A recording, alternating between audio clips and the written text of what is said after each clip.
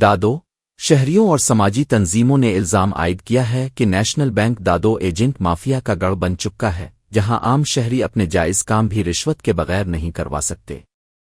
شہریوں کے مطابق بینک کے اندر پرائیویٹ ایجنٹ کھلے عام موجود ہیں، جو عملے کے ساتھ ملی بھگت کر کے دونوں ہاتھوں سے لاوٹ مار میں مصروف ہیں، جبکہ بینک کا عملہ مکمل بے حسی کا شکار ہے۔ شہریوں نے بتایا کہ ہر ماہ کی پہلی تاریخوں پر ATM مشینیں جان بوجھ کر بند کر دی جاتی ہیں، جس کی وجہ سے لوگ مجبورنہ کاؤنٹر سے پیسے نکلواتے ہیں، جہاں مبینہ طور پر بینک مینیجر اور آپریشن مینیجر کے ملی بھگت سے ہر چیک پر 500 سے 1000 روپے رشوت طلب کی جاتی ہے۔ مزید بتایا گیا کہ چیکس پاس کر کے ہر ماہ لاکھوں روپے کمائے جاتے ہیں۔ متاثرہ شہریوں اور سرکاری ملازمین، جن میں حکیمان حوران کریمان، شہباز علی پیر بخش، مجنون شیخ اور قادر سولنگی شامل ہیں، کا کہنا ہے کہ بینک میں ایجنٹوں کی دادگری اور رشوت خوری کے سبب وہ شدید پریشانی کا شکار ہیں اور شکایت کرنے پر اکثر بدسلوکی کا سامنا بھی کرنا پڑتا ہے۔